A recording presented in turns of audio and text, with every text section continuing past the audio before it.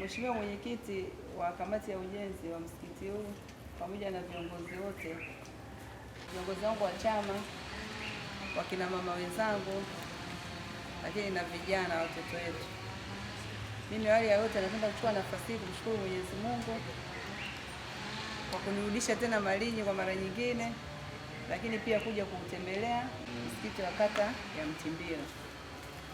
Nilikuwa nimetumiwa maombi ya kuchangia msikiti huu na niliwaambia mahitaji ni nini, waliniambia. Kwa hiyo leo nimekuja kutekeleza ile ahadi yangu ambayo nilikuwa nimewaahidi viongozi wa msikiti huu, na niliwaahidi kuwanunulia bati 50.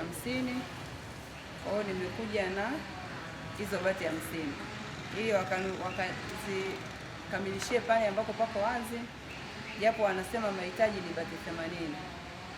Hizo 30 nilikuwa naongea na katibu hapa wa msikiti, wa kamati ya msikiti, akasema atajua jinsi gani ya kufanya zitapatikana, kwa hiyo patamalizwa kuwezeka hapa. Takbir!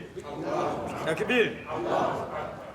Kwa hiyo mimi niwashukuru sana ndugu zangu na niwapongeze kwa hatua mliochukua, maana pale ule msikiti umekaa barabarani sana. Hata mkiwa mnaswali pale muda mwingi, magari, maoni ya pikipiki, nini, vurugu mechi, tafrani yani.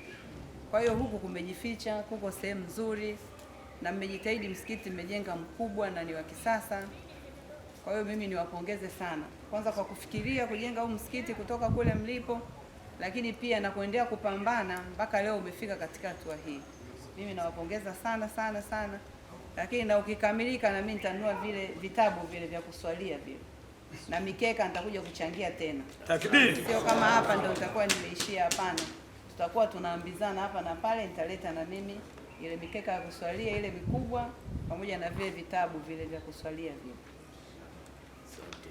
Kwa hiyo baada ya kusema hayo, sasa napenda tu labda niongee na wazee wangu, kuwa nakumbuka kulikuwa na uchaguzi na mimi nilikuwa mgombea, na nyie mlioko hapa wengi mlilipa kura, nina imani hiyo.